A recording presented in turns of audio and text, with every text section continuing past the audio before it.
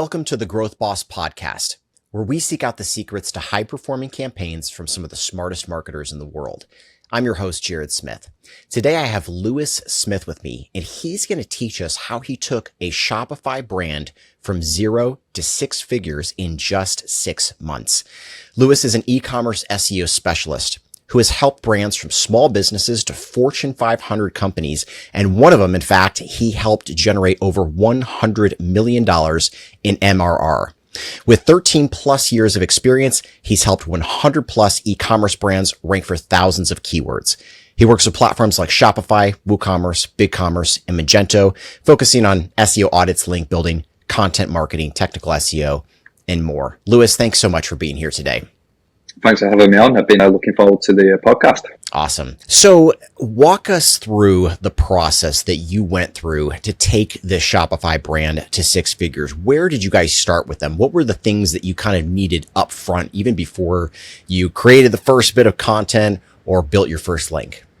Yeah, absolutely. So the first thing was to get the product, and we had the product handmade in the UK.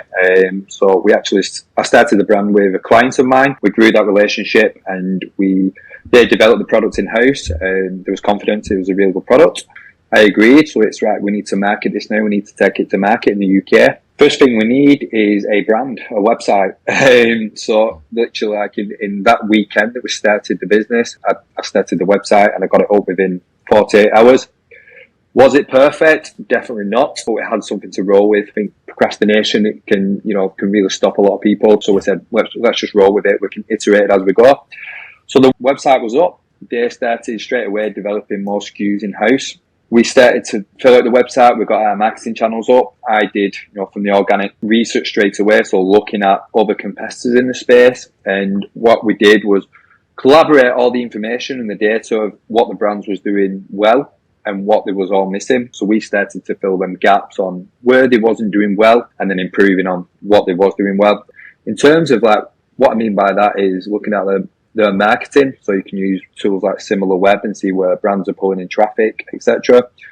And then also looking at the holistic, so the website architecture, looking at how they put in SKUs together, collection pages, where they're going well with SEO, where they're not.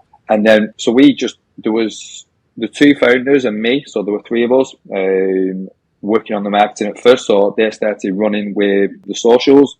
Again, we worked as a team for the strategy, and we basically started from scratch. And the niche we were in, we know we can start to scale customers really quick. If that makes sense, that was never the case because social proof was a huge factor in it. So I had to come up with ideas to improve social proof. And what I did, I used heat maps. So when we started generating a little bit of traffic, I'd look at where customers were going, and I could see they were hovering around like reviews on the product pages. So I started to influence more reviews into them and really try to build in that social proof. Smiling faces, like using our names, using our actual visuals around the website, on the socials as well. So trying to build that trust from day one that we are a real brand. We're not just an overnight drop shipping brand. Yeah. We're actually trying to climb in the market, and we have the product. And we're proving to customers that, we are legit. And then the SEO just scaled super fast. I started developing landing pages fast. I worked on the user experience, started to understand what customers were searching. So they'd be coming to our website, looking at where they was going, what products. Being a new brand, it's hard to know which products are going to be your best sellers. You can have an idea. You can see what other competitors are selling the best of. You'll find over time, like which ones become your best sellers, which ones are not, and then that's when you start to iterate your website. From that, we started getting more and more sales, and we put that back in. So the goal was to not take, money out straight away for the founders. We wanted to reinvest that back into the business, keep scaling assets, keep scaling our social channels, paid. And from that, we just set clear goals. So every 30 days, we'd have KPIs, we'd work on sprints on, where we want to improve. And we've had a lot of hurdles along the way, but we just kept iterating, and the goal from day one was to become, the top market leader, and that's what, we've still been chasing. So yeah, that was a holistic approach. It's, do you want me to go into anything deeper on that, on either of them? Yeah, I've got a couple questions kind of right off the top. The first is, I love that this was a new brand. Obviously you had the opportunity right up front to see keyword difficult. Do we even want to go into this niche? Are there other niches? Like, we have kind of an opportunity to go wherever we want. What were some of the things that you were looking at early on? Like total number of searches, keyword difficulty, anything of that nature, to where you're like, yes, this is the niche we actually want to go after? Yeah, so the big ones for me was volume, not just volume, but also the trend as well. So I was looking at the trend of the industry, and I could see that trend was climbing all the time as well. So that's over like 2-3 years, it was still climbing. And what I was noticed, there'd be a peak, and that peak was getting bigger every year as a topic. So that was a big plus for me. And then I would start to look at the keywords around that, see what keywords are growing. So splitting that topic into actual keywords, and I could see they was all inclining as well. And as consumers become more and more trusted within this niche, them keyword volumes was all increasing, and that's still there. So yeah, absolutely. Looking at the topic, looking at the seasonality, the trends, and also looking at the volumes as well. And relating them keywords to the brand and what it was worth in terms of like margins, what was going to make with the products. So yeah, absolutely looking at the volumes, and then understanding. So I'd look at competitors, look at their like top subfolders, top pages, collection of products, and looking at what was growing for them, and then trying to understand why. Love it. And then with social proof, obviously that could be a little bit of a tricky thing to get going, not necessarily SEO related, but certainly conversion related, which is part of SEO. Would love to hear kind of what you guys did. Did you guys kind of give away a bunch of product in order to get, pictures and social proof, or what were you able to do in those kind of early days to get the ball rolling? Yeah, absolutely. So I think the biggest mistake anyone can make is thinking they're going to make a brand and overnight going to start making a lot of money. Consumers take time to trust. So what we did was said, right, we have good products. We need to get it into people's hands. From that, we did lower margins on the product. So we give out the samples, the 5 mil sizes, and just said, right, how can we get this in as many people's hands as possible? So we did paid channels to give it away, just to give people a chance to try it. The goal at that stage was to get them reviews on the website, get some customers into the database that we can start to build on, because we knew that from day one, the goal was to never try and make money straight away for ourselves. It was more, right, as a business, this business needs trust. From that, we need, if we get, the goal, we started a small goal, right, let's get 10 reviews on the website. Okay, let's get 50. Let's get 100, and keep growing that milestone, because I've worked with so many brands and I can see how important it is. And I still see brands that don't use it, quite established brands that don't really push that social proof. But in the world we're living now, like with AI and, what's being done with content, video and text, I think social proof is becoming more and more important.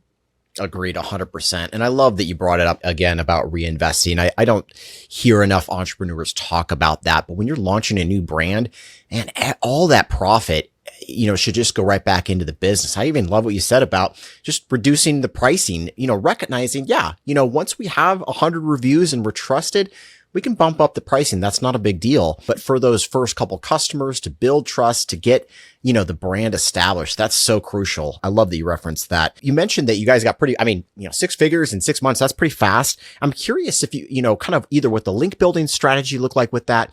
Did you guys use a drop domain to redirect into the website, or, what do you kind of attribute to the fast results? Yeah, so I didn't build many. I did buy one domain, an ex-perfume one, and redirected a couple in. But my goal from day one was to not try and, because I knew this, we planned the SKUs, so more SKUs, and that helps with e-commerce. The more SKUs you have, you have that e-commerce topical authority, if you want to call it. Yeah. So, I builded a few links in, and the goal was sort of for them to come in later. I wanted to improve the user experience, get the SKUs in, get more data that I could build around the customers. But then as we were growing, a couple of times we got picked up off PR, which was crazy. So natural PR, I built a few articles on the website and they got picked up by the Mirror, etc. A big, news brand in the UK. And I was like, very rarely have I ever seen a new brand get picked up by PR. So it was really, really good to see. And then now, as of today, I'm working with Linkify. So they do, PR links. But yeah, for the first 9 months, we only started in March last year. it was just all natural. So, wow. Yeah. And why? Why keep it kind of natural and not get a couple guest posts here and there and other stuff to kind of boost things up? I'm just curious. Because what I noticed from the competitor research was they was all doing that really spammy. This is what I said from day one. I don't want to fall in that pool with what they're all doing wrong. So everyone, I could see the links it was buying. I even know which dashboard they're buying them from, and it just looked so spammy. So I was like, we're not going that way. We're going to stay back from that. So we've got some good links now. We've got, as you grow brand, like spam links start to roll in. I tried to keep it cleanish from day one, as opposed to, trying to copy these other competitors just because they have a load of spam links. Yeah, and it worked well. That's awesome. Yeah. That's awesome. And so what do you feel like your link building strategy is going to be moving forward? Just kind of continue with the digital PR, or will you adjust? I mean, obviously it seems to be working well right now. Why fix it if it's not broken, right? Yeah, we'll keep rolling with it. So the PR, we'll keep building on that, building them established links. And then definitely I want to, look at this year, looking at niche bloggers around like the perfume niche, start to get some of them niche edits in where there's a trusted website, or, people that are talking about it, almost like influencers. So they'll have the sites, and look at, because we've done the odd bit of influencer marketing. Some of it's worked well, but I want to get some more, let's say, niche edits now, get some bloggers linking in, mentioning our products. And then I'm confident the niche we're in, like the PR should still compounding. And then I'm staying sort of agile and adaptive. So I'm looking at the market and I'm seeing if any competitors, start to scale links or looking at what they're doing, I'll know straight away and I can adapt our strategy. But what we've done is, because it's three of us as founders, we don't have any investors, so we can stay lean, we can adjust the budget wherever we need to. So if I believe, we need to push more into links, I can speak to them both, Abby and Kyle, can we put some money into links? Are you happy with this? At the moment, we're putting the budget where we think is right, and it's growing the brand. I mean, we tried channels, we tried pragmatic ads in the UK. I think we spent like 15k on that, and it didn't work as well. So we didn't say it's a failure. We've learned a lesson from it and moved on. And now, we're investing into other channels. And that's what's been fun, invest into what we think will work from experience from all three of us, and then adjust it if we find another opportunity. I love that. And what are the other channels that you've found that have worked particularly well for you? So Google SEO's been incredible. Google Ads has worked well. Facebook's good, hit and miss. And then we do a lot of organic social. So organic social has been a big push of ours, just because, again, looking at our competitors, they're not doing that well. Going back to day one, our goal was to build a real brand. So, we stuck to that and said, we really want to build a brand and we want people to be saying our name, Rebel Aromas, as opposed to like just trying to scrape sales from paid channels. So yeah, Google. TikTok is the one. We're going to do a lot of organic on TikTok, and we started doing TikTok Shop, and we'll be looking at ads as well very soon, I believe, of what we can achieve on TikTok. So yeah, we'll stay quietly. Email as well. We're doing a big push on email now. We have a good database, but email should work well for us. Yeah, absolutely. I started my first e-commerce brand after spending most of my first part of my career just helping small businesses with SEO. It was just so much fun just to do other stuff in the digital, space, the paid ads, the affiliate stuff. Like, it's all so much fun. And so I'm glad to hear that you're enjoying it too. Yeah, it is. It's good. That's it. There's so many channels out there, and there's a lot of opportunity. And it's all, the thing with any brand is the hardest thing, I believe, is resource allocation, isn't it? On where do we put our marketing budget? Where we're going to get the biggest bang? And that's going to change. Facebook changes everything tomorrow, and that brings down sales rapidly. So it's, where can we go next? That's exactly right. It's not about just one channel, falling in love with it. That was a mistake I made early in my career. It was just, I was all about SEO, but there's a lot of great channels. And, sometimes there are other channels that provide either a faster ROI or a, better ROI. And so just keeping that flexibility is so important. Absolutely. I totally agree. Yeah. So Lewis, talk to us about Topical Authority. How do you develop that within an e-commerce brand? So SKU power is huge for me. So when I look at a brand that has, hundreds or thousands of SKUs, and then I look at, the data from Search Console, and I look at the landing pages around them, I want to know that they're covering that topic. So if we take, for example, Nike, and they had one category of trainers, they stuck with one sort of segment of the market. And then what we want to see is diverse in the targeting with the market. So trainers, running trainers, hiking trainers, hiking shoes, all them different sub niches. That to me is topical authority within e-commerce. So Google is maths, it's an algorithm. So it wants to know if 1 million people in the US search for trainers, which brand can I send all these million people to that's going to cater to all the different sub searches off that. And the brands that do that are the one that match that with landing pages. So diverse in your landing pages to target all them different sub queries. That to me is topical. And then obviously, depending on your niche, you'll have top of the funnel content, middle of the funnel content, and that just all sits in one big cluster. So when Google's crawling them pages, if you imagine all the dots, the nodes, all interlinking to each other, that is a topical authority. And brands can do that. It's research that changes. So seasonality changes, influencer marketing can change that. New SKU releases can change that. So there's all these different things that happen. And I do believe a lot of brands don't switch onto that. Like they'll keep their same landing pages. They'll keep their same navigation and they'll keep the same content. If so, like you'll go into a brand and they've not changed any of that for like 2 years. So you've not really matched what customers are searching.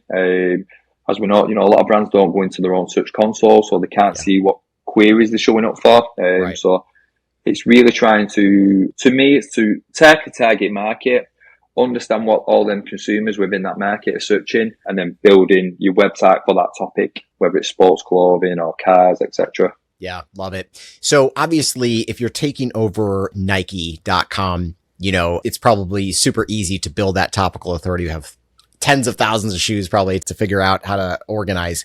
But with a new brand like yours, you mentioned you're in the perfume market. I don't know how many SKUs you had at the beginning, probably wasn't a ton. How do you build topical authority if you're a brand new brand with maybe just a couple SKUs? So I created landing pages. I think we had like 15 SKUs at the start, and I built landing pages. So I built collection pages around them. I said, okay, we've not got many SKUs. However, I could see what keywords I wanted to target that wasn't too difficult. So I said, I am going to build the landing pages around them, collection pages. I'm going to add content to the collection pages that's unique, and then I'm going to interlink the relevant ones. So I get asked this question a lot. They'll say, we've only got 5 SKUs within that.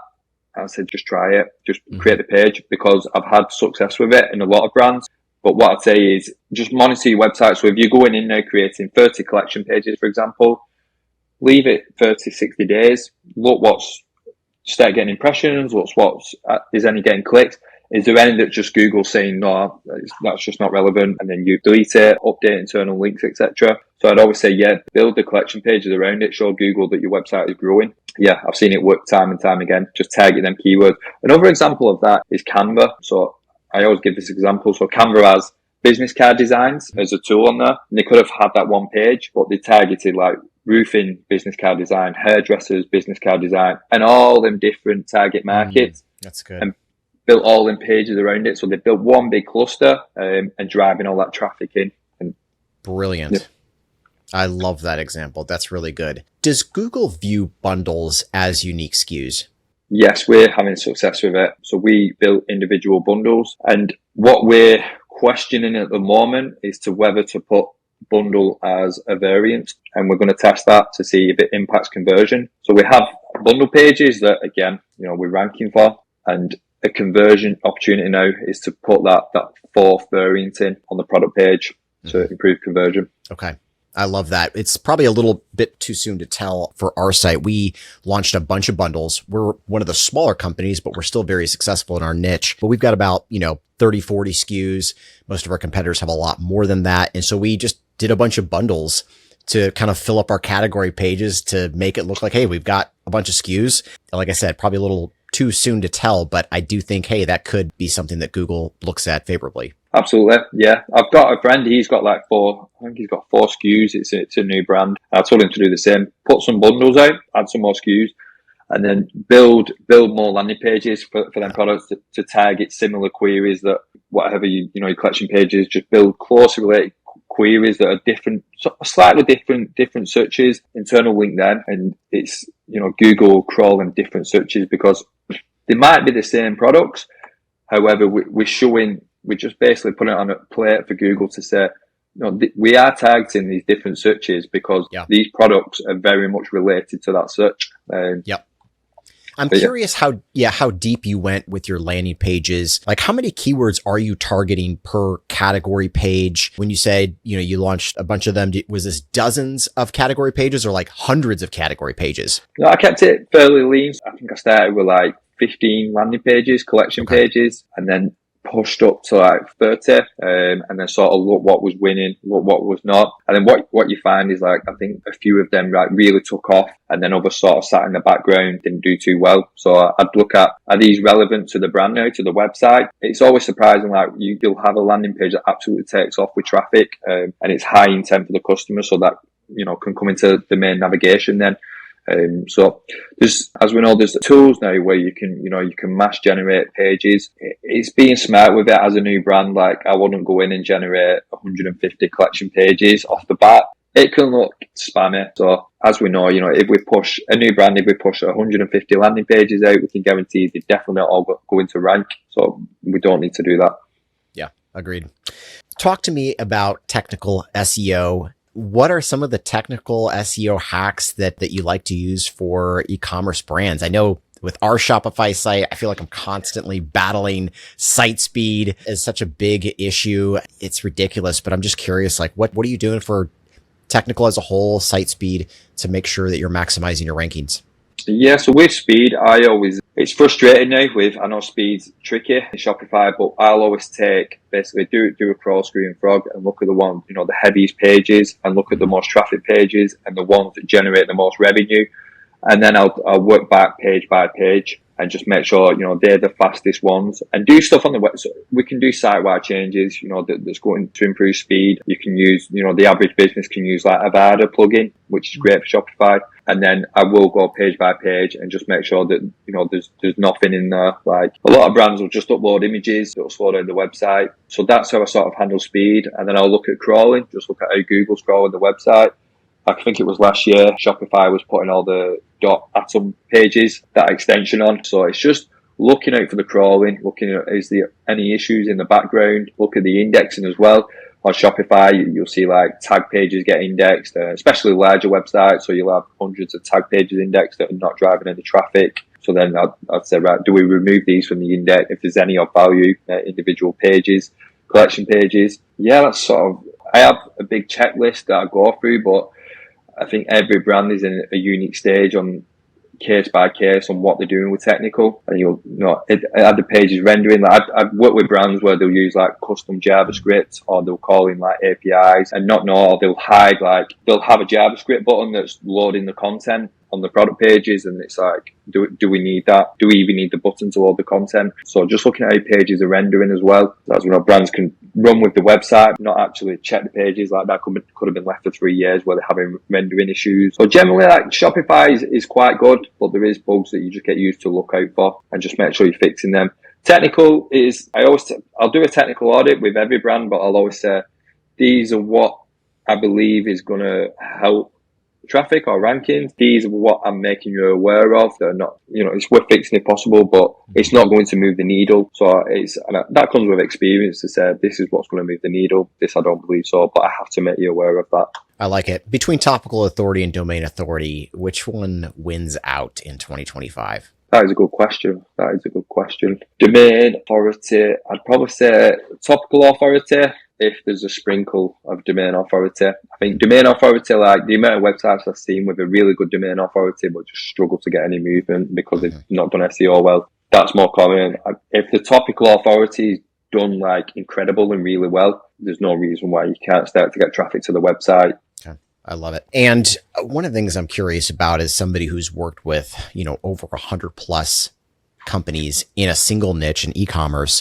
What do you feel like separates the top 1% of your clients from everybody else that you've worked with? I'd probably say resources and teams. The best ones are the ones that are on that growth scale. So they're investing, almost like we've done with this brand, where we're pushing into channels and we're not trying to claw back revenue. I think the amount of brands I've worked with where they don't want to invest in any channels, and they'll just use like SEO as the only channel within the business. So brands that are really trying to scale and investing into multi-channel marketing are the ones that grow faster. And that's not to say like you'll scale if you put money in, because it's not a slot machine where you get money back. It's investing in the right areas and working with the right teams. I do believe if you have the right team in place, experts in their individual niche and ones that really have empathy about your brand, they're the ones that will do well. The amount of teams I've worked with where you'll have a call and everyone's just synced. They're excited to do more with the brand. And then you'll have calls with teams and it's dead. There's like friction within the team and nobody really wants to communicate. And I feel like they're the ones that really struggle then, because you're not pushing for growth as a team. So that's, I'd probably say, the top 1% for me of experience of just working, with the best and ones that have really struggled to move the needle. Love it. And anything else that you feel entrepreneurs, SEOs need to know growing an e-commerce brand online? Absolutely. So for me in 2025, it's customer-centric marketing, understanding your customers. We have so many tools now to look at data behind customers, data within SEO. We've got AI that's doing incredible things, and not just in SEO, but for a brand to win, just understand your target market and work on user experience. So from your social post, from your email, through your website, see your website as like a breathing machine where it's not just a business card, your website, it's actually where your customers are going to land, and you have the opportunity to convert them, retain them. As long as you're converting customers and you're retaining them customers, that's how you're going to get the growth. That's not easy. That comes with good marketing, good development, good teams. For me, it's engage, convert, and retain. If we keep doing that well, we get the growth. Love it. Amazing. Lewis, thank you so much for being here today. Thanks for having me.